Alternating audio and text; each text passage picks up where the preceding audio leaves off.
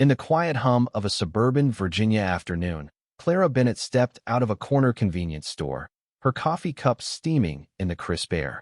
Her sleek, white Cadillac gleamed under the sun, a symbol of hard-earned success that turned heads in the parking lot. But for Officer Harold Dempsey, patrolling nearby, that car in the hands of a black woman sparked suspicion. His voice boomed across the asphalt, dripping with venom. "How does someone like you afford a ride like that?" The crowd froze, eyes darting between Clara and Dempsey. Little did he know, Clara wasn't just a bystander, she was an FBI agent, and this moment would unravel a corrupt system he'd long exploited. Would justice prevail, or would power shield its own? The parking lot of Springfield's bustling commercial strip was alive with the clatter of shopping carts and the slam of car doors. Clara, dressed in a pressed gray blouse and khakis, moved with purpose, her eyes scanning the lot like a hawk. Dempsey, broad-shouldered with a strained uniform, spotted her approaching the Cadillac. His face hardened. "Is this your car?" he barked, stepping closer. Clara nodded, flashing her keys subtly. "Show me your registration," he demanded, his gaze fixed on the vehicle as if it were stolen. When Clara asked, "What did I do?"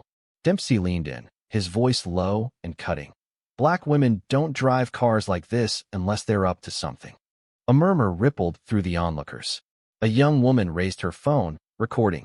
Clara handed over her documents, her expression unreadable. Dempsey flipped through them, finding no flaws, yet radioed in. Suspected car thief, fake documents, black female, mid-30s. Ordered to place her hands on the hood, Clara complied, her face pressed against the cool metal as Dempsey cuffed her. The crowd watched, silent, as he rummaged through her bag, muttering, "People like you always hide something." A boy's phone caught the glint of her handcuffs, but his mother pulled him away, whispering, "Stay out of it." At the Springfield police station, the fluorescent lights buzzed over Clara as Dempsey marched her down a sterile hallway. Officers glanced up, then away, avoiding her gaze. In the intake room, Dempsey scrawled lies on the form. Uncooperative, identity concealment, vehicle mismatch. Clara's wallet, heavy with her hidden FBI badge, sat untouched on the desk. She was led to a holding cell, its yellowed walls lit by a harsh bulb. Dempsey leaned close, his breath sour with mint. Silence is a confession here. The door slammed, locking her in, but Clara's steady heartbeat echoed defiance.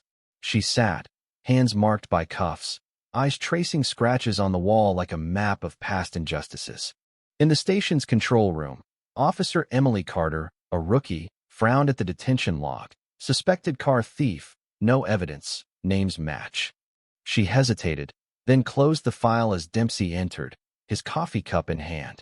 "Hold her overnight," he ordered. "She's not cooperating." No one challenged him. Clara's request to contact a lawyer was buried under identity not verified. Whispers among officers hinted at unease. One muttered, "She looks familiar, not a troublemaker," but silence prevailed, as it always had. The courtroom, tucked behind the station, was a pale yellow box with creaking chairs.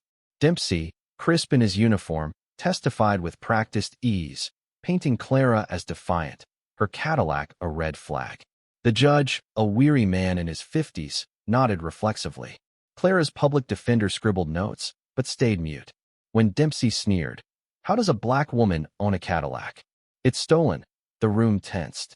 A stenographer paused, her eyes flicking to Clara, who sat unmoved, her gaze slicing through the air. The judge approved a 48-hour detention extension, his voice flat. As Dempsey smirked, Clara exhaled, her eyes shifting with a quiet promise. Then, the tide turned. Asked to speak, Clara rose, her movements deliberate. From her jacket, she drew a leather case, flipping it open to reveal a gleaming FBI badge. Internal Affairs Division. "I'm not the suspect," she said, her voice steel.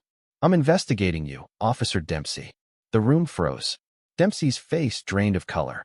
The judge squinted, ordering verification. Within minutes, Clara's credentials flashed on the court screen. Agent Clara Bennett, tasked with probing racial bias in Virginia's police.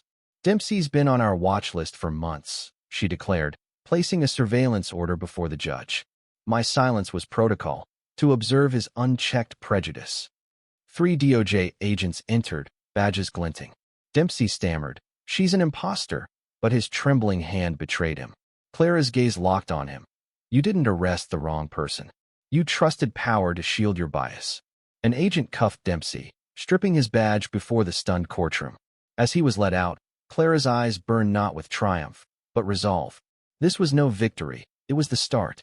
Back at FBI headquarters, Clara opened her laptop, its glow illuminating files labeled with case IDs. She presented suppressed reports, a 16-year-old detained without cause, a female officer reassigned for refusing to lie, a delivery driver framed by altered timestamps. "This isn't about me," she told the DOJ representative. "It's a manipulated system." The judge, now grim, halted the hearing, forming a task force to audit Dempsey's records. Clara left the meeting, her phone buzzing with an anonymous email. "You haven't touched the top tier yet." Her pulse quickened. The real fight loomed. Clara teamed with Nathan Cole, a former FBI investigator ousted for digging too deep. In a dusty apartment, Nathan flipped through her files, his voice weary. "You're walking into my wreckage." Clara replied, "If I don't, the system stays innocent." They uncovered a cover-up network, emails coded Procedure 4, linking Dempsey to city officials and a private security firm profiting from seized properties.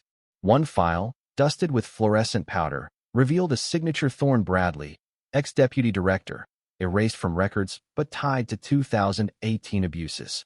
A midnight break-in at the station's archives yielded more, files with glued-over pages, hiding Dempsey's orders for excessive response. Clara's flashlight caught Bradley's name again, linked to rezoned land deals. As footsteps neared, she hid, heart pounding, escaping with photos that could dismantle half the network. At home, she sent the data to Nathan. "Start now. They can't deny this." The final trial was a spectacle. Dempsey, gray and shrunken, faced 7 charges: abuse, falsification, assault, and evidence tampering. Clara's evidence jail footage, Bradley's recorded admission, Officer Daniel Reed's testimony sealed his fate. The prosecutor's words rang. "This isn't one man. It's a system without oversight." Dempsey's plea, "Would you act differently in my world?" met silence.